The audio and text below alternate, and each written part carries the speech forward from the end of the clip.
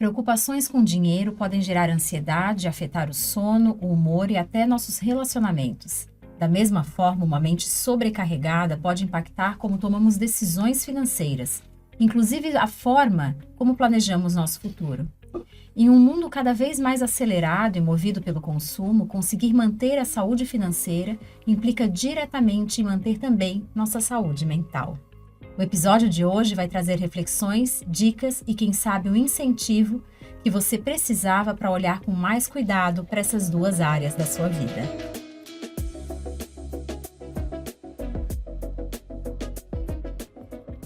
Sejam muito bem-vindos a mais um episódio do nosso Elos Entre Nós. Eu sou Vivian Ward, gerente de comunicação da Fundação Elos, e hoje estamos aqui com dois convidados super especiais.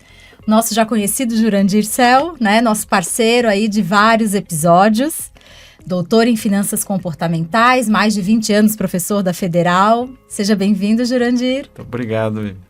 E o nosso convidado de honra, doutor Daniel Felipe de Negreiros, médico formado pela Universidade Federal de Santa Catarina, com residência médica em psiquiatria pela Universidade de São Paulo. Mestre em ciências médicas também pela UFSC e atua também na Justiça Federal em Santa Catarina.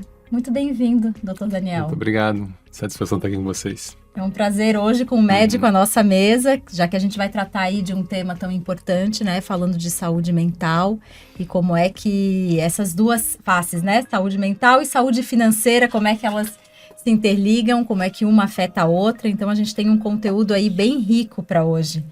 E eu começo aí com a primeira pergunta para os nossos dois convidados, né? Saúde mental e saúde financeira. Elas costumam ser tratadas separadamente, né? Mas como é que na prática elas se entrelaçam, né? Como é que vocês enxergam essa relação entre saúde mental e saúde financeira? Vamos começar com o doutor Daniel. Exato. Tá bom.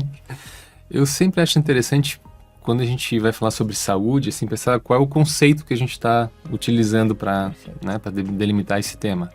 E hoje em dia, assim, a gente pega aquele conceito da Organização Mundial da Saúde, que saúde não é só a ausência de doenças, é um completo bem-estar físico, psíquico, social, né, que permite à pessoa o desempenho das suas aptidões e inserção na vida comunitária.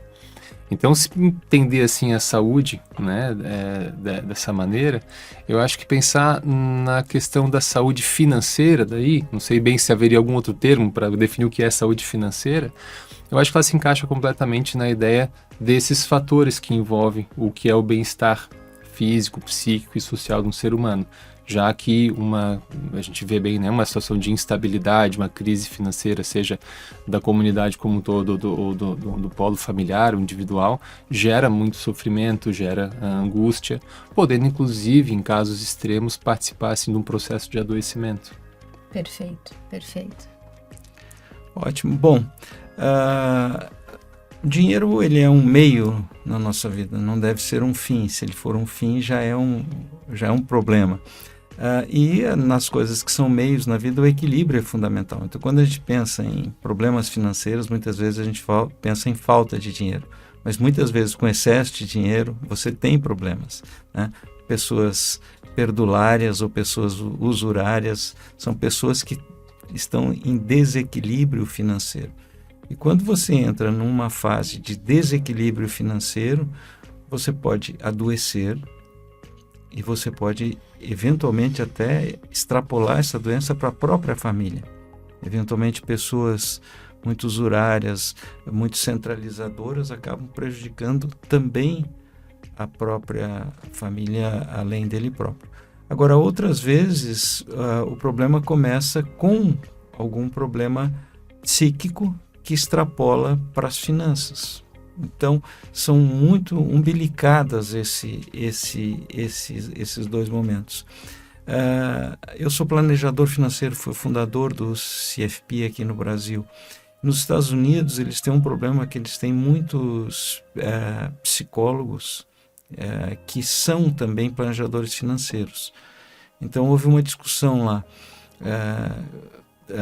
será que eu posso ser ao mesmo tempo terapeuta, psicólogo e o psiquiatra já é com a formação em medicina, e também planejador financeiro. Então foi criada uma regra: se você apresenta pela primeira vez como planejador financeiro, você jamais pode se tornar um psicólogo e vice-versa. Quer dizer, o planejador financeiro ele toca sempre de hoje para o futuro, e o psicólogo ele pode retornar ao passado. Então essa é a grande diferença, né?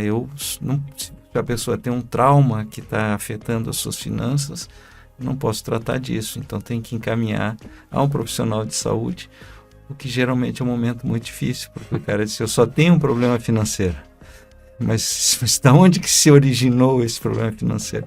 Então essa inter-relação é muito forte. É porque é uma via de mão dupla, né? Um causa o outro ou vice-versa, né? Mas quando a gente fala de duas condições que tem se comentado muito atualmente, né? Ansiedade e depressão, né? De que forma as preocupações financeiras impactam nessas condições? Também por duas vias, né? Uma pessoa que está sofrendo de um estado depressivo, vamos dizer, uma doença, depressão. Hoje em dia se confunde muito o que é depressão, o que é tristeza, sofrimento na sociedade. Mas vamos pegar uma pessoa que a gente tem um diagnóstico clínico de depressão. Ela tende a ter os seus processos psíquicos muito arrastados por uma carga negativa, a enxergar negativamente, um pessimismo exagerado, chegando a ponto, por exemplo, de ter delírios de ruína, né? E gera um problema muito grande assim, para si e para a família. Na ansiedade também, né? Uma pessoa que está num quadro de ansiedade tende a viver em sobressaltos, né? Se assusta, tem muito medo com todas as variações. Então, tanto a própria sintomatologia dessas doenças, né, vão apresentar, né, vão entrar nessa questão financeira, como também as crises financeiras tendem a piorar. Uma pessoa ansiosa que está lá recebendo carta de cobrança tende a dormir mais, né, com pior qualidade, isso tudo. E o impacto, quando, né, recebe no consultório alguém que está com alguma dessas doenças, enfim, com alguma condição, e ela vai tomar algumas decisões financeiras. Qual é o impacto dessa condição na tomada de decisão? Como ajudar essas pessoas para que tomem decisões mais conscientes, né? Ou não naquele momento, né? Como é que é essa orientação, né? Às vezes é difícil, assim, mas uma pessoa que está num quadro depressivo, ansioso, uma pessoa com uma doença bipolar, por exemplo, que está num quadro de euforia, é nosso dever também alertá-la, né? A gente não tem, salvo num caso onde a pessoa esteja fora da sua capacidade de julgamento, onde a gente poderia intervir, chamar um familiar, né? Mas quando não chega a esse ponto, né, eu acho que algum grau de aconselhamento também vai acontecer. Você, olha, eu sugiro que nesse momento não me parece razoável você tomar uma decisão tão importante agora, né? Vai casar, vai separar, vai pedir demissão no emprego, vai, né, fazer alguma decisão financeira muito importante. Então, acho que esse aconselhamento faz parte, no caso assim. E olhando mais, se a gente olhar para a questão financeira, para as decisões ou para o comportamento financeiro, né? Eu tenho um familiar, um amigo com um comportamento muito estranho, né? Ou um consumo exacerbado, né? Ou assume riscos de forma sem ponderação, né? Isso pode ser um indício de alguma questão, de alguma condição e que vale a pena um indicativo de acompanhamento, enfim. Mais essa preocupação que a gente olha no nosso entorno, às vezes tem algum familiar que salta aos olhos, né? Mas essa pessoa está tomando decisões ou está gastando muito mais dinheiro do que deveria e está num momento estranho, né? Não poderia estar gastando isso. Como é que a gente observa e consegue ajudar as pessoas que estão próximas a gente? O Jurandir estava tocando nesse assunto, né? De certa maneira, o quanto os problemas financeiros se alcançam os ambientes sociais. E o quanto às vezes as pessoas chegam dizendo que o meu problema é só financeiro. Aí eu digo, não, de onde que vem? Né? Então, claro, uma pessoa que gasta demais ou pessoa que não gasta nada, né? Fica com o seu dinheiro e deixa de usufruir, isso pode chamar a atenção de quem está no entorno. E é uma situação muito delicada, né? Porque você oferecer uma ajuda para quem não está te pedindo, né, dificilmente vai chegar num bom termo. Então, se você tem muita intimidade com a pessoa e tem sensibilidade suficiente para abordar esse tema, convidá-la para... Né, você já pensou um pouco sobre a maneira como você gasta ou não gasta, ou investe o seu dinheiro? Talvez a pessoa se interesse. Porque eu acredito que sem esse interesse, dificilmente a gente vai conseguir ajudar alguém. Porque a gente comenta muito, né, até... Uma coisa é a pessoa ter a noção, não, eu deveria gastar menos do que ganho, ou eu deveria aproveitar mais a vida do outro lado, né? A pessoa que é muito, como a gente chama sovina, vamos dizer assim, que ela, enfim, que a gente pudesse acompanhar, né? Que pudesse fazer algo para que essa pessoa tomasse essa consciência. Às vezes ela tem a consciência, mas ela não consegue ter a mudança de comportamento. Eu vou contar uma história, como uma vez estávamos trabalhando com um grupo de super endividados, e aí pegamos uma senhora que tinha uma renda muito boa e dívidas muito elevadas. Então, fomos analisar, evidentemente com autorização dela, a situação dela. E quando você olhava os gastos, ela gastava muito com roupa e gastava muito pouco saindo, se divertindo, restaurante e tal. É uma coisa, de certa forma, incongruente, porque você tem uma vida social muito agitada, talvez demande muitas roupas, né? E aí nós fomos perguntar para ela, mas por que a senhora compra tanta roupa, né? A senhora precisa disso tudo? Ela disse assim, muitas vezes eu nem uso, eu dou. E aí a gente perguntou assim para ela, mas então por que a senhora compra tanto? Ela disse, que as minhas amigas precisam vender. Veja que as vendedoras tratavam ela bem. Aí disse, mas a senhora quando chega em casa às vezes não se sente usada por essas suas amigas? Aí ela disse assim, algumas vezes sim. E aí a senhora faz o quê? Eu vou em outra loja. Então veja que situação triste dela, né? Que era uma pessoa com carências profundas e que ela tentava compensar isso com o gasto, porque talvez a única pessoa que tratasse ela bem eram as vendedoras, que claro, então é um problema que estava ali e que de repente extrapolou e acabou causando um problema financeiro. Então ali a origem é cara.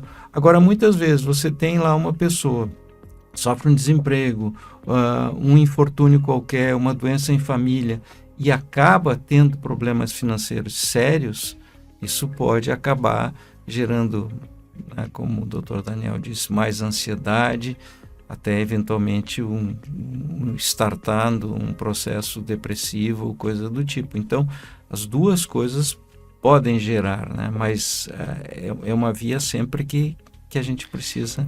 E também é interessante porque na clínica a gente vai usar todo o material que aparece, né, numa consulta. Então, se a pessoa está com um problema no seu trabalho, com a sua família, aquilo ali vai aportar um conteúdo. Os problemas financeiros aportam um conteúdo muito interessante, mais ou menos como o Jurei está descrevendo, né? Pessoas que chegam com um padrão de consumo que a gente não parece fazer muito sentido. Olha, eu vejo lá muitas roupas estão com etiqueta ainda que eu nunca usei, né? Por exemplo, e vão ver o seu espaço de socialização, é o espaço da compra, do compartilhamento, ou precisa daquela credencial, né? Do carro, da roupa, da marca, para poder sentir que tem algum valor. E também nas dívidas, né? Interessante, já vem à cabeça aqui alguns exemplos clínicos de pessoas que, apesar de ter uma boa renda, sempre estão endividadas, né? Aí até ao passo de que a gente vai trabalhando isso, né, numa psicoterapia, você alcança a ideia assim, poxa, parece que você não sabe viver sem uma dívida, né? Como se fosse um devedor inato. Que culpa é essa que você carrega? Que dívida é essa que você... Aí a pessoa começa a fazer insights assim que vão ajudá-la a poder endereçar esse problema financeiro que talvez para ela não fosse tão evidente essa conexão, né? Esse descompasso financeiro é um sintoma, né? De algo que, podemos dizer assim, de algo que está tá antes disso, né? Então, quando a gente fala de comportamento financeiro, é algo bem amplo, né, Jurandir? A gente tem falado até nesse último mês várias matérias sobre a questão do consumo, do pertencimimento, questão dos labubus, né? Tem vários materiais aí que a gente tem falado sobre isso. Eu tenho um modelo que o dinheiro para cada pessoa é diferente de outra pessoa. Não existe duas pessoas iguais. Mas quando você vai criar algum modelo, você precisa agrupar pessoas em determinadas caixinhas, né? Nenhuma vai caber. Então a gente diz o seguinte: tem pessoas que são pessimistas e são pessoas otimistas. Evidentemente que ninguém é totalmente otimista, senão pularia do prédio pensando que ia voar. E ninguém é tão pessimista que não sairia da cama. Mas isso, as pessoas transitam nesse pessimismo. Quanto mais pessimista, mais tende a poupar. Quanto mais otimista, menos tende a poupar. E existem pessoas que são muito validadas no eu, ela não está muito preocupada com a visão dos outros, ela não se liga muito, e tem pessoas que são muito preocupadas com a visão que os outros têm sobre elas, que são validadas nos outros, né? Não tem nada ruim aqui, cada um tem suas qualidades. Então, pessoas pessimistas e validadas no eu tendem a ter o dinheiro muito como segurança. Pessoas otimistas e validadas no eu têm o dinheiro como liberdade, né? Pessoas que são validadas nos outros e são otimistas tendem a ter o dinheiro como status. E pessoas pessimistas e validadas nos outros, essas são as mais complicadas, que têm o dinheiro muitas vezes como poder, né? Então o poder, se eu tenho dinheiro, eu digo, olha, eu tenho um barco aqui de 50 pés, que infelizmente não é verdade, né? E eu vou convidar vocês para vocês irem lá no meu barco. Eu estou tendo, se vocês quisessem ir no meu barco, eu teria um certo poder sobre vocês. O dia que vocês fossem, eu deixo de ter esse poder. Então, pessoas que têm o dinheiro como poder, geralmente causam muitos problemas, né? Porque ele está constantemente usando do dinheiro para fazer com que as pessoas, ou tentando fazer com que as pessoas façam aquilo que eles querem, né? Então, se você começa a mostrar, penso que dentro de uma terapia, você vai tentar levar a pessoa para ela se enxergar dentro desses vários modelos. Eu, por exemplo, sou muito ligado à segurança, e aí vem da minha história, né? Perdi o pai muito cedo, tudo isso, então eu preciso compreender isso, né, para tentar mudar. Não significa que eu vá conseguir mudar, né? Mas o mindset está ali, né? Então você olhar para entender que o dinheiro vai muito além do número, né? Ele está lá, como que eu me vejo dentro da sociedade, como que eu me vejo dentro do casamento, perante os filhos, tudo isso, né? Bem interessante essa reflexão. Dentro desse contexto, doutor Daniel, a gente, até pela sua experiência de consultório, né, existe um perfil psicológico de pessoas que sofrem mais com as questões financeiras? Há uma faixa etária que sofre mais? O que o doutor tem observado? Eu sou um pouco avesso assim, aos padrões, né? Um perfil de pessoas que sofrem, mas a gente pode pensar em algumas características de pessoas que tendem a sofrer mais, né, com o dinheiro. Então, pensar nos quadros patológicos, como eu falei antes, uma pessoa que está doente, de fato, tende a ser uma experiência ainda mais desgastante, né? Está sofrendo uma crise financeira. Mas pessoas que têm, assim, um alto apego ao controle, pessoas mais obsessivas, né? Elas vão tender também a ter um sofrimento maior quando, obviamente, algo sai da sua esfera de controle. Então, esse apego a regras pela regra e não pelo significado que elas têm, eu entendo que é um dos fatores que gera bastante sofrimento na relação com o dinheiro. E quando a gente fala de faixa etária, né, a gente observa muito, né, essa diferença de faixa etárias, né, Jurandir? Quando a gente fala do mais jovem, que tem esse senso do pertencimento, não quer dizer que só o mais jovem, né? Exatamente como o doutor falou, é ruim a gente só, né, classificar as pessoas, né, é muito simplista, né? Mas, e quando a gente olha ao longo da vida, a pessoa já na segunda fase da vida adulta, né, ou já mais velha, como é que esse peso, né, de talvez não ter mais aquela força de trabalho ou de não conseguir prover para os filhos e para os familiares, sempre foi o provedor, né, sempre foi a pessoa que ajuda. Quando a gente olha, pessoal, esse processo de envelhecimento, como é que o fator dinheiro também pode ajudar a desencadear alguma condição ou pode piorar alguma condição, né? Até para a gente entender como é que a gente fala em casa com os nossos familiares, né? Não sei se o doutor nota algo. Sim, me vem à cabeça uma analogia que eu vi o Jurandir comentando há pouco tempo atrás, que eu também uso na vida, assim, as pessoas são como vinho, né? Se for bom, envelhece bem, se for ruim, vai virar um bom vinagre, né? Então, acho que no processo, né, ao longo do ciclo da vida, a maneira como a gente chega ao final tende a ser coerente como a gente começou, história, né? Então, evidentemente, uma pessoa numa etapa mais avançada da vida, que teve uma má gestão, não só dos recursos ali, mas também da gestão psíquica, da sua relação com o dinheiro, eu acho que ela tende a chegar pior. E aí, infelizmente, acontecem muitas pessoas assim, que já estão numa etapa da vida onde seria esperado a aposentadoria, um desfrute, né, daquilo que conquistou e estão precisando trabalhar para o sustento diário ou para sustentar filhos que não conseguiram se desenvolver.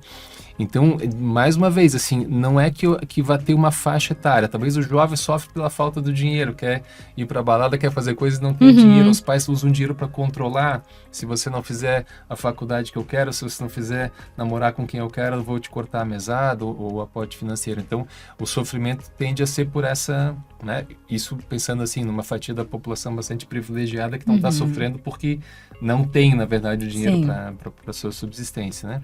E ao avançar da idade, também as angústias vão evoluindo, né? Numa fase você está adquirindo patrimônio, formando, né, a segurança familiar, mas essa questão de etapas mais avançadas da vida, assim, é bastante triste, assim, quando a gente vê uma pessoa com mais idade, e eu digo dos dois polos, assim, tanto aquela que não tem o recurso suficiente para o seu envelhecimento, quanto aquelas que estão numa etapa da vida, têm rios de dinheiro e vivem uma vida muito ruim. Não sabem aproveitar, né? Que a vida inteira foi nesse estilo, vínculos, né?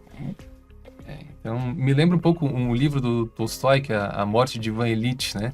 Quer dizer, a gente morre como a gente vive, ele trata mais ali a coisa da morte, né? Então, essa questão do nosso desenvolvimento, da relação com o dinheiro, a gente tem que pensar, por isso que eu acho que a educação financeira que vocês estão fazendo aqui, né, não é só para quem está aí pensando em se aposentar já, é para discutir no café da manhã com os filhos em casa, a hora que vai, né, pensar nos seus projetos da semana, do mês, do ano, para que não chegue tarde, né, essa necessidade de fazer uma intervenção.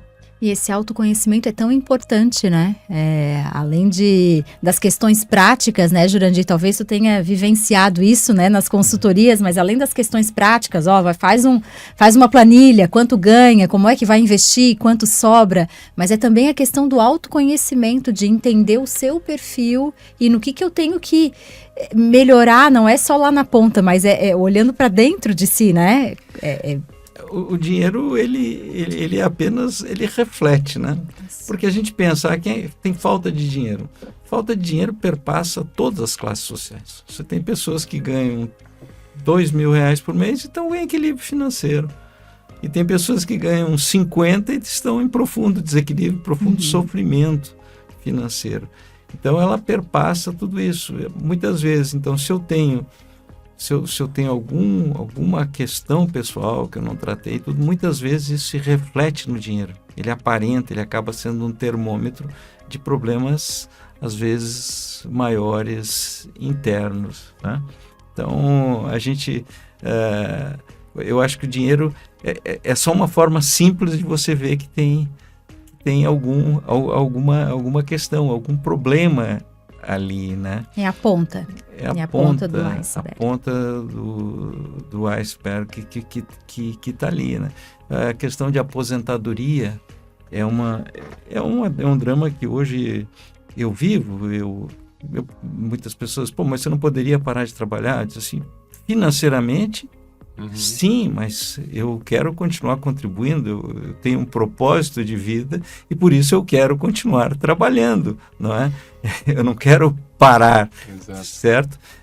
Agora, é evidente que você pode começar a fazer mais escolhas. Agora, tem muitas pessoas que chegam desesperadamente trabalhando até aos 80, porque não querem eventualmente acumular um grande patrimônio, não querem passar para os filhos, né? Não querem abrir mão do seu poder e tudo isso, né?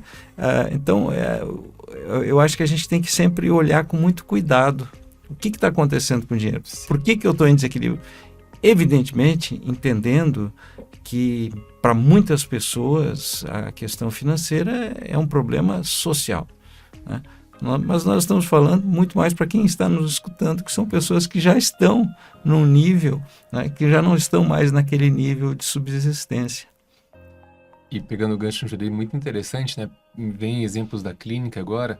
Uns anos atrás apareceu um homem por volta dos seus 62, 63 anos de idade, muito deprimido, né? E a história dele é que ele foi um grande empresário, construiu um patrimônio, né, muito significativo, não precisava mais trabalhar, nem ele, nem as próximas gerações, provavelmente.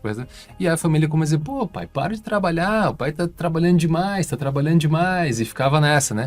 Até que ele aceitou, tá bom, parou de trabalhar, né? Deu 2 meses, ele deprimiu. Aí mandaram, né, pro psiquiatra tratar a depressão dele, né?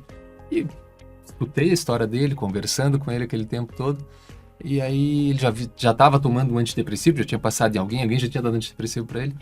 Eu falei pra ele, olha, eu acho que o senhor podia talvez voltar a trabalhar. E ele tinha parado completamente. Tinha parado completamente, né? Eu, talvez se eu pudesse voltar a trabalhar, o que lhe parece? Aí o olho dele brilhou assim na mesma hora, assim, olha, eu gostaria, mas a minha família... Aí começamos a trabalhar esse tema, né? Talvez não precise voltar a trabalhar 7 dias por semana, ou 9 horas por dia, mas, né?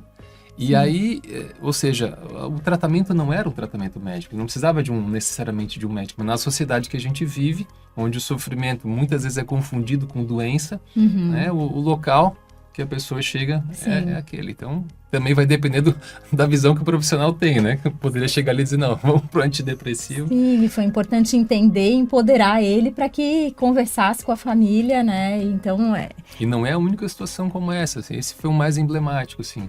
Mas também a felicidade de ver, assim, pessoas que têm um caminho diferente, como exemplo que o Júlio estava dizendo, assim, pessoas que conseguem ir fazendo, às vezes, uma transição de uma empresa familiar, né, seja porque é um filho, ou seja porque é um funcionário, uma funcionária que está crescendo e consegue, sabe, abrir mão daquele controle, né, confiar. Isso é um processo muitas vezes difícil também, cujo o argumento pode ser só financeiro, não, mas se eu sair vai cair o rendimento da empresa. Mas vale a pena cair o rendimento durante um tempo para poder preparar, né? Saída. Preparar a outra pessoa.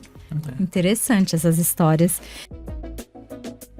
E agora até uma questão assim, uma curiosidade até minha. Quando que a gente tem que se preocupar com os sinais do estresse financeiro? Quando é que isso começa a prejudicar realmente a nossa saúde mental? Sabe? Como identificar esse ponto, né? Agora tá demais, né? Tá me fazendo mal. Como é que eu identifico? Quais são os sinais? Eu acho que o sinal, a fumacinha mais interessante de a gente observar é o sofrimento.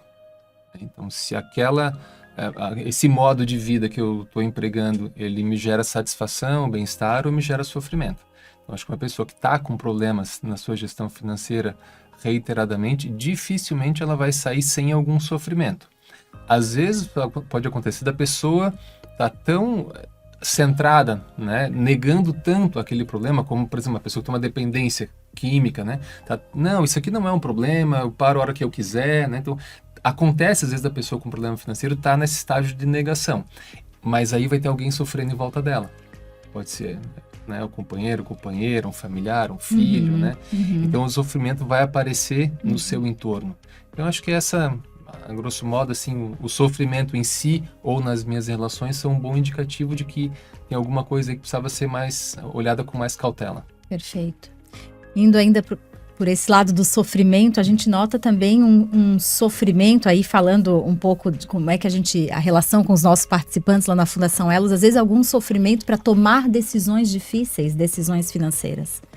né? E às vezes, com um pouco de despreparo, ou talvez falta de conhecimento, as decisões se tornam mais difíceis ainda, né? E aí a educação financeira vem para dar uma clareada, né? Como é que tu, Jurandir, vê essa questão da tomada de decisão financeira causar esse sofrimento? Decidir é um processo cognitivo muito cansativo, né? Muito cansativo. Eu vejo muitos jovens, o sofrimento de muitos jovens é pelo excesso de decisão que eles têm que tomar. Sei lá, quando eu era jovem, a gente tinha um único sonho de viagem, que era conhecer o Rio de Janeiro, e era simples, né? Você não tinha muita coisa. Hoje o jovem olha, ele tem o mundo todo. Então, tomar decisão sempre é um processo muito estressante. Quando você começa a pensar pessoas mais velhas, você tem uma angústia de saber quanto tempo eu vou viver. Não é? Esse é um grande problema. Nós não temos ainda um seguro de vida longa que a gente tem falado, uma hipoteca reversa, coisas, né? Então você começa efetivamente, eventualmente, ficar angustiado. E se eu viver 100 anos, o que vai acontecer com isso? Se ficar com falta de dinheiro no final da vida. Então a gente tem que primeiro reconhecer que esse processo decisório, ele é difícil. Uhum. E ainda muitas vezes as pessoas não têm um parceiro confiável, né? Essa é uma das vantagens que eu sempre falo, por exemplo, para quem é participante da fundação. Poxa, aqui você tem um parceiro confiável, aqui você não tem ninguém que está querendo vender um produto para você. Aqui nós estamos de fato preocupados com o teu futuro, mas aí ele encontra de repente alguém que é vendedor lá fora, que diz, porque você está perdendo, ou as falsas informações, porque vão acabar com a fundação, vai isso, aquilo, tudo. E aí as pessoas acabam ficando muito angustiadas. Quer dizer, a multiplicação de produtos financeiros, de plataformas financeiras é uma coisa muito boa, só que isso multiplica as opções, e quando eu tenho muitas opções, eu tenho muito sofrimento. Se você só tem, sei lá, um jovem só tem uma namorada, ele não precisa tomar decisão, né? Agora, se tem duas, ele começa a ficar um processo sofrido, né? E que você tem que abrir mão, porque uma decisão sempre você abre mão de alguma coisa, você perde alguma coisa quando você decide, né? Então, o processo decisório é difícil, o mercado financeiro é complicado, tá? É complicado. Essa angústia de quanto tempo eu vou viver é uma angústia legítima, que as pessoas acabam sentindo isso no momento em que a gente vai ficando naturalmente mais frágil, né? O caso da vida, você tem mais fragilidades, né? Então, tudo isso... E existe uma tendência por terceirizar a decisão, né? Então, a gente nota, né... Lá na própria fundação, os planos CDs têm perfis de investimento, né? Tem um teste de perfil de risco, a pessoa tem que se conhecer um pouco, entender, né? Qual é o seu nível de aversão a risco. Mas muitas querem que... mas qual é o melhor para mim? Porque se eu terceirizo, eu posso culpar. Isso. Eu posso culpar. Eu quero jogar a decisão para o outro. Penso que dentro de um processo terapêutico, muitas vezes isso acontece. O que eu faço? Isso. Vocês jamais vão falar isso, né? E da mesma forma, nós não podemos jamais dizer isso. Faz isso para mim. A decisão é tua, porque envolve risco. E acaba sendo uma oportunidade de fazer com que a pessoa se aproxime do que gera esse comportamento, né? Uma pessoa que está pedindo para que você escolha, a gente vai chegar logo nisso que o Jurandir falou. Bom, você quer dividir essa para poder atribuir culpa se algo der errado. Então a gente vai tentar fazer o caminho de volta da culpa para a responsabilidade, que seria essa capacidade de fazer uma decisão responsável, não necessariamente uma decisão que vai se provar correta no futuro. É uma decisão prudente, uma decisão bem elaborada, uma decisão... Né? Então, a pessoa suportar que a vida é incerta em alguma medida, né? Em grande medida, na verdade, né? E de que nem por mais que ela faça todos os cálculos, ela não vai garantir, né? Ela talvez passe a deixar de se sentir traída pela vida quando coisas ruins acontecem. É apenas uma contingência da vida. Né? Porque quando o Jurandir estava falando da decisão, eu fiquei lembrando de um termo que alguns anos atrás eu aprendi com os jovens, né? Hoje eu posso dizer isso, os jovens, saindo dessa... que era FOMO. Eu nunca tinha ouvido falar em FOMO, né? Fear of missing out, medo de perder alguma coisa, né? É tanta coisa acontecendo que se eu desligar o meu celular durante um tempo, ou se eu não participar dessa última reunião, eu vou estar perdendo alguma coisa, né? Então, assim, eu acho que isso é uma coisa meio fetichista da nossa sociedade, né? Em termos da atividade. O ser humano, ele tem um polo ativo e um polo passivo. Passivo não no sentido pejorativo, assim, de você não fazer mais. O passivo é que eu preciso fazer o meu silêncio, eu preciso escutar o outro, eu preciso tentar deixar que a ideia do outro entre um pouco na minha cabeça de verdade, né? Porque a gente está calado, ouvindo o outro, mas pensando no que eu tenho para dizer, não escutando de fato o outro. Né? Então a gente tem é necessária essa passividade no sentido de dar o espaço, né? Assim como também a atividade. Mas na nossa sociedade a atividade ela é muito mais valorizada, tanto que passividade é ruim, é tido como sempre ruim, né?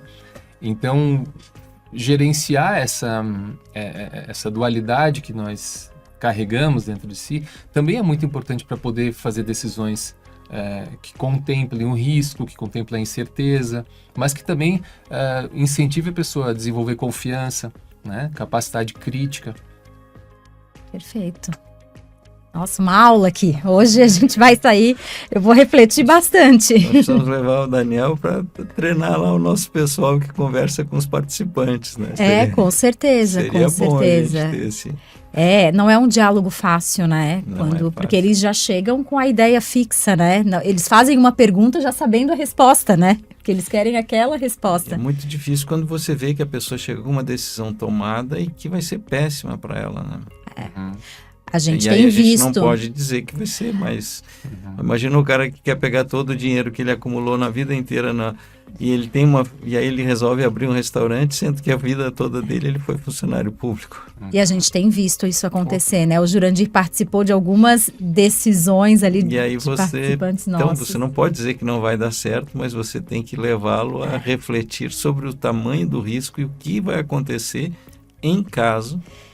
E aí a questão emocional, às vezes, contribui muito para uma decisão errada, né? Então, a gente tem alguns participantes nossos saindo, por exemplo, da empregadora e por uma questão com a empregadora, eles decidem sacar todo o dinheiro da Previdência, mesmo perdendo uma parte que a empregadora colocou, mesmo pagando um imposto de renda alto, porque é uma decisão muito emocional. Né? Muito emocional. Então, como separar isso? É complicado? Isso me faz pensar num tema que eu acho muito relevante, né? E especialmente hoje, parece que ainda mais, que é o tema do ressentimento. Quando acontece alguma coisa desagradável com o ser humano, a gente sofre. Né? Então, se você pisar no meu pé, vai doer, eu vou ser levado a querer dizer, olha, está machucando meu pé, por favor, tire o pé, né? Então, a dor vai gerar a necessidade de uma reação. Se eu guardo essa reação para mim e fico calado, a tendência é que ela vire um ressentimento. Eu começo a dizer, essa Vivian, né, foi pisar no meu pé de novo. Mas ontem ela já fez isso. E eu começo a ficar com aquela angústia, aquela raiva dentro de mim, em vez de eu dizer para você o que de fato acontece.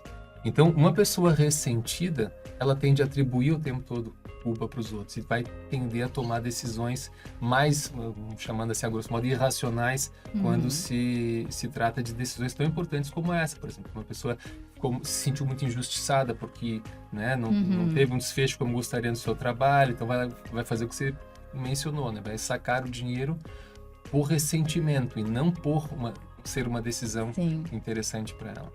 Sim, e uma das chaves seria falar.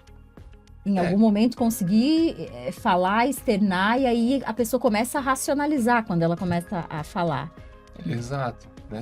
Uma pessoa que consegue dizer o incômodo que ela sofreu, né? Chamar a responsabilidade quem causou, a tendência é que ela seja uma pessoa menos ressentida. Mas tanto a nossa educação, bons modos, né, o quanto a agressividade, que é um componente importante da nossa personalidade, a gente precisa saber usar, é confundida com violência. Então, você pode ser agressivo sem ser violento. Então, você pode dizer que você não gostou daquela atitude, né, e não ficar ressentindo. Você não vai estar sendo uma pessoa má. Então, às vezes, no consultório, a gente vai ajudando as pessoas a fazerem, assim, essa diferenciação entre alguns conceitos. Elas conseguem ver isso na sua prática. Dizer, realmente não precisava ter tirado aquele dinheiro lá ou falado aquilo para aquela pessoa, não precisava ter dado um soco na pessoa e tal. Bastava eu ter dito. né? E Mas é um processo difícil. E entender os sentimentos, né? Porque às vezes eles chegam e falam, é que eu não confio mais nesse. Não é que não confia, aconteceu algum. Qual foi o sentimento, né? Ele se trabalha muito isso na escola com as crianças, entender os seus sentimentos e como externar cada sentimento, né? Então é bem interessante isso que o doutor coloca, até como pra gente se agir com um pouquinho mais de consciência, né? Tranquilo, legal. A gente tenta se proteger em regras simples, né? Sim. Então todos os homens, né, ou todas as mulheres, ou todas as pessoas de determinado espectro da sociedade são ruins, claro, porque eu não confio na minha capacidade de olhar um a um e de reagir se for necessário e tomar a minha decisão. A minha tendência é ficar no ressentimento, então vou ter que me proteger, porque eu não aguento mais tanto ressentimento. Isso me lembra os casais, né? Os casais, mas nós tínhamos uma vida perfeita, daí um dia tem, puf, explode, né? Ressentimento de todos os lados. Nós nunca brigamos, só teve uma briga e foi o fim, né? Porque... Um paciente me contava, cada um anda com um saco de promissórias, vão sacando promissórias, né? Os contratos invisíveis, né? Que o cara não diz, no meu contrato eu quero isso, cara.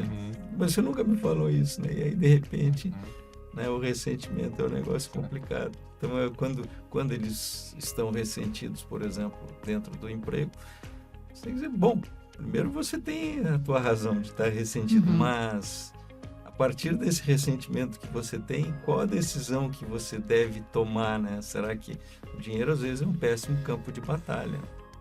E aí quando a gente fala de previdência e talvez de um desligamento da empregadora, vem aquela questão do imediatismo, né?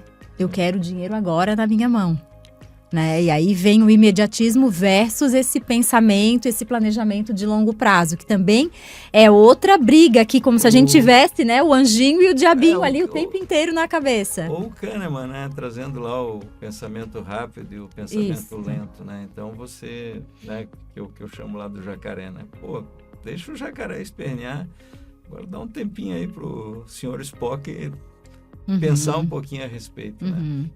Sei lá, vai para casa, passa uma semana, tudo bem, você quer fazer isso? Faz, mas dá uma semana, não para nós, né? Para você mesmo, né? Reflita e tal. Essa eu acho que é... Mas nem sempre tem sucesso, né? Isso conversa com o que eu estava mencionando antes, que é da atividade e da passividade, né? O suportar essa espera, que eu digo é o polo da passividade. Você não precisa ser ativo o tempo todo, saber tudo o tempo todo, ter opinião para tudo, né? Porque se tá numa mesa de bar, alguém fala, eu apliquei, então... mas o melhor é esse, o melhor é aquele. Todo mundo quer saber, né? Porque saber na nossa sociedade também se confunde com poder. Né? Então, ter essa possibilidade de dilatar o tempo, né? De reflexão, esperar, também é muito importante. Desde que esse tempo não seja usado para o ressentimento. Né? Para ficar cozinhando uma mágoa que não vai, né, ser servida para ninguém. Então, à medida que você sofre, você fala, você reduz o ressentimento. Até pegando esse gancho da comparação social, né? Então, tá numa mesa de bar, eu sei mais, eu também já fiz isso, eu também já viajei, né? Essa comparação social, quando a gente leva para as redes sociais, ela ganha uma proporção gigantesca, né? E aí a gente fala muito de como que as redes sociais, essa comparação, o fulano viaja o tempo inteiro, não sai de casa, porque tá sempre foto viajando, né? E o ciclano comprou tal coisa e tem tal coisa. Como é que isso potencializa essa angústia? Porque hoje a gente sente essa angústia, né? Ou eu tô num sábado à tarde no sofá da minha casa, e aí eu começo a olhar, né? O dedinho vai, um tá viajando, um tá num restaurante super top, o outro tá super bem com o marido, dando declarações, né? E várias declarações de amor, e o outro, e aí a pessoa se olha e eu, né? Então, como tratar essa angústia em meio às redes sociais? Essa é a pergunta de 1 milhão. É interessante. As perguntas são muito boas, assim, porque faz a gente pensar em questões que a gente, como uma casca de cebola, a gente pode ir alcançando camadas mais profundas. E é pouco a pouco, né? Eu dou um salto, assim, para nossa espécie, né? O ser humano, né, ele é a espécie mais vulnerável que existe na Terra. A gente é a espécie que mais tempo fica dependente de um outro ser para que a gente sobreviva. né? O Jurandir, quando vai para Bocaina, vê os bezerrinhos nascendo, daí a pouco já sai pulando, né? Qualquer outro animal, né? Ele leva muito menos tempo do que o ser humano para alcançar a sua independência, para sobreviver no meio. Então, é natural também, eu acho que até uma questão do nosso desenvolvimento genético, da evolução das espécies, né? Que haja um interesse em ser agradável para quem cuida. Ai, que bebê bonitinho, não tem essa, né? Então, esse apego afetivo, ele parece que nos protege do desamparo, que é a nossa condição inicial, e vai ser para o resto da vida. A gente sempre vai se sentir um pouco desamparado, né? Jurandir, me diz onde eu aplicar. Vanessa, me diz que jornal é melhor, eu posso confiar mais. Eu estou desamparado, né? Então, acho que se a pessoa não se dá conta de que algum grau de falta ela vai ter, algum grau de desamparo ela vai ter, e que tudo bem, ela pode encontrar acolhimento dentro dela, e que também ela vai procurar recursos para minimizar isso dentro da medida do possível, né? Eu acho que até me perdi na tua pergunta, me empolguei aqui no ser humano. E aí nessa questão das redes sociais que potencializa tudo isso, perfeito. Né? Porque daí eu acho que a rede social traz esse aspecto que é o do pertencimento. Né?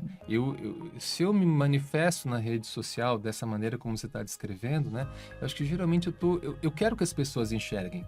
Bom, eu quero compartilhar com a minha família, né? A gente que mora longe, quer ver onde eu estou. Ok, mas isso pode ir escalando para degraus onde, na verdade, eu quero ser desejado, eu quero ser admirado, eu quero ser até invejado, né? Se eu tenho, acho que essa confusão entre o que é o meu valor enquanto ser humano e o suportar esse meu desamparo para sustentar a minha condição e não um outro precise satisfazê-la. Isso é muito das matérias que a gente tem feito do pertencimento, né? E quem tá de espectador, porque tem o que posta o tempo inteiro, mas tem só o espectador, né? Sim. Esse também passa por essa questão, né? De que ele tá lá, e eu tô de fora disso, né? Parece que eu tô vendo a vida dos outros maravilhosa e a minha tá ali parada. Eu acho que rede social a gente tem que encarar como trabalho. Você pode estar trabalhando sendo remunerado ou você está trabalhando de graça para as Big Techs. Isso aí é fundamental, né? Então, todas as pessoas que vêm fazer consultoria na minha rede, não, você precisa mostrar mais, você precisa mostrar. Eles querem saber minha vida, mas eu não estou aqui para mostrar minha vida, né? Eu estou aqui para transmitir um conhecimento que eu quero, uma questão de propósito. Eu não estou aqui para... Mas muitas pessoas confundem isso, né? Confundem a rede social e acabam se transformando em verdadeiros escravos não remunerado, quer dizer, é terrível essa palavra, né? Mas enfim, você se transforma em alguém que trabalha, né? Sem ser remunerado para essa máquina de fazer maluco, né? Que é essa coisa, né? Do FOMO, as pessoas perguntam, pô, mas está todo mundo... Não, você está vendo uma pequena parte. Quem está em casa num domingo, gripado ou com conjuntivite, esse cara não está postando a vida dele, né? Esse cara está quieto lá, né? Agora, quem está bem, que está numa praia, pá, e às vezes parece que está bem, nem está tanto assim, né?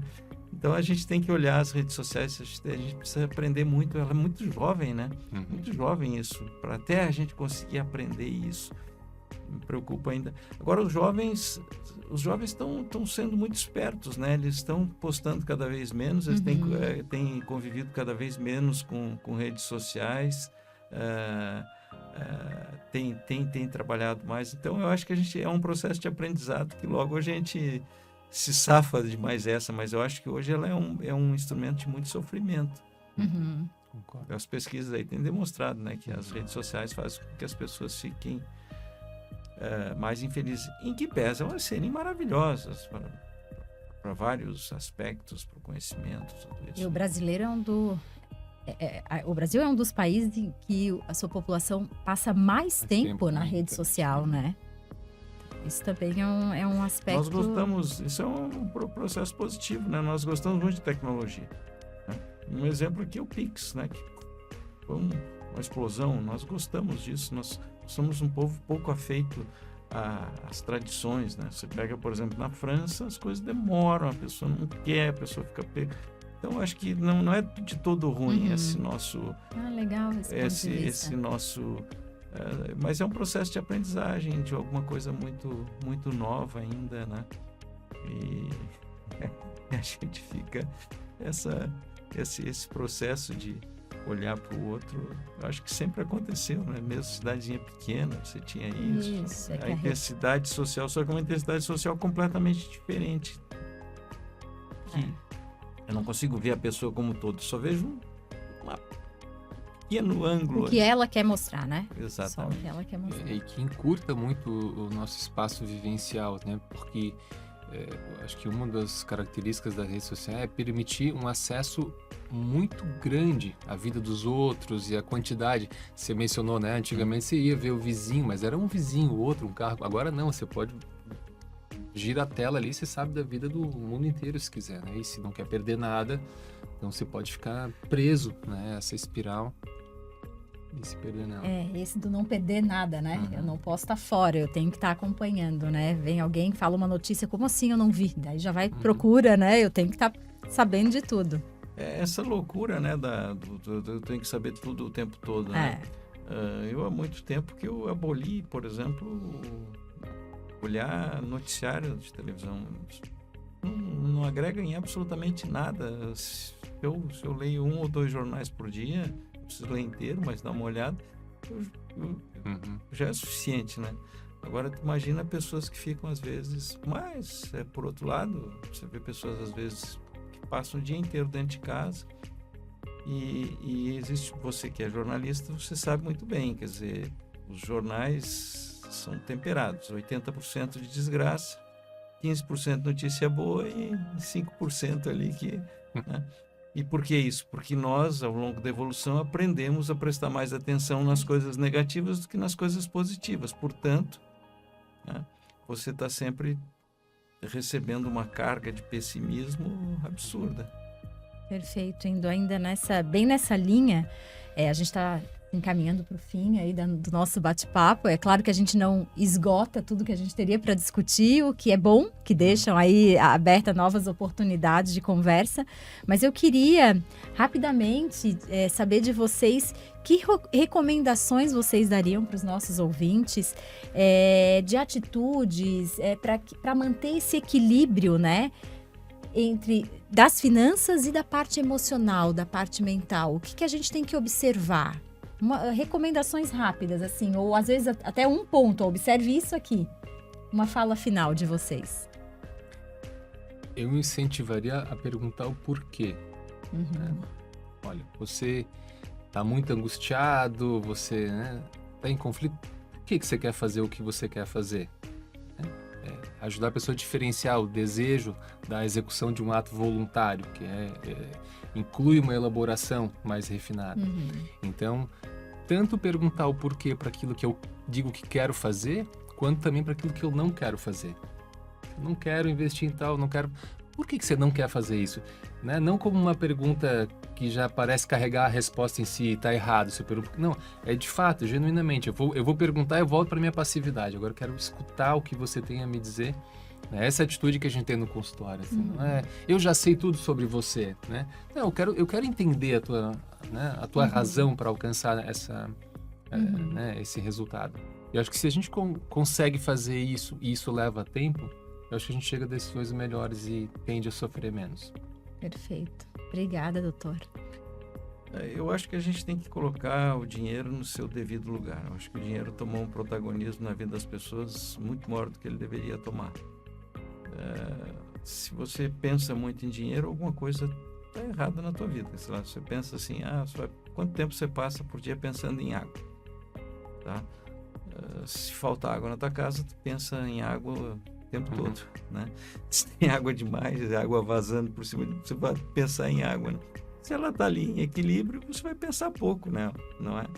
Então a gente está valorizando muito ter dinheiro, e eu acho que a gente tem que entender que dinheiro é meio, é porque eu preciso ter equilíbrio, né? E tomar muito, muito, muito cuidado com o consumo por status, né? Você que tentar ser respeitado pelo dinheiro que você tem, eu acho que isso é muito negativo. Quer dizer, você E é uma coisa natural, quer dizer, todos nós queremos ter status. De alguma forma a gente luta. Status é respeito do outro, né? Se você pegar numa cidadezinha pequena, você é visto por diversos... Você sabe quem é a pessoa dentro do seu trabalho, dentro da sua família, eventualmente lá dentro da igreja, tal, do grupo religioso, quem é lá no trabalho. Quando a gente tem uma sociedade grande, a gente fraciona isso. Você pode ser super respeitado dentro do teu trabalho e dentro da tua casa nem o cachorro gosta de você, né? E aí você tenta carregar o teu status, carregar quem você é pelo teu dinheiro. Então, tente evitar fazer isso. E eu tento evitar muito pessoas que tentam ser alguém pelo dinheiro que tem. As pessoas, realmente, eu quero distância dessas pessoas, sabe? Então, eu acho que é isso. Colocar o dinheiro seu devido lugar. No seu devido lugar. Ele não é tão importante. Você pode ser feliz com pouco. E você pode ser feliz com muito. Show. Nossa, foi muito agradável e muito reflexivo o bate-papo aqui. Eu acho que ficam vários ensinamentos. Fica essa questão do autoconhecimento, né? Da pessoa buscar o porquê. O porquê daquele sentimento, o porquê daquela atitude, o porquê daquele comportamento. Perfeito. Porquê e o pra quê também, muitas vezes. Ótimo, doutor. Então, acho que aí a gente abre várias frentes de reflexão e de próximos conteúdos, né, Jurandir? Várias ideias para próximos conteúdos. Eu acho que para que a gente acompanhe aí o nosso ouvinte, né, na sua trajetória e traga aí mais respostas também. Gostaria de ter um podcast com vocês toda semana. Muito agradável. Nossa, agradeço demais a presença de vocês, doutor Daniel. Primeira vez aqui. Espero que a primeira de muitas, porque a gente aí tem uma infinidade de dúvidas e de questões para trazer para essa mesa de bate-papo. Muito obrigada. Foi muito prazeroso. Obrigada, Jurandir, mais uma vez. Obrigado. E convido a todos a nos seguirem nas redes sociais, assinarem nosso canal do YouTube. Todos os nossos episódios estão lá, além de estarem em outras plataformas de streaming também. E até a próxima.